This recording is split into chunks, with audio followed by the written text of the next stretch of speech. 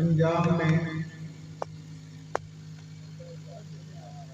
لبیک یا رسول اللہ کے نعرہ لگانے والوں پر سختی ہو رہی ہے۔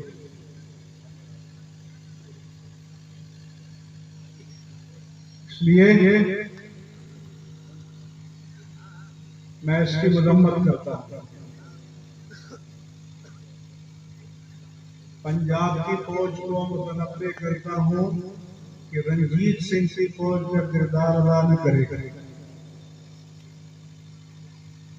پنجاب کی پولیس کو متنفر کرتا ہوں کہ انگریزوں کی پولیس کا کردار ادا نہ کرے۔ کیا اس ملک میں یا رسول اللہ کا نعرہ لگانا جرم ہے؟ کیا اس ملک میں ختم نبوت کی بات کرنا جرم ہے؟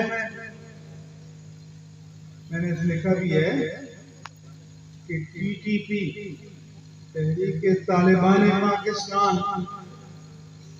جنہوں نے سینکڑوں لوگوں کو قتل کیا، مسلح افواج کے لوگوں کو شہید کیا، army public house public school Peshawar میں 100 سے زائد بچوں کو شہید کیا، ان سے مذاکرات ہو سکتے ہیں اور یا رسول اللہ کہنے والوں سے مذاکرات نہیں ہو سکتے؟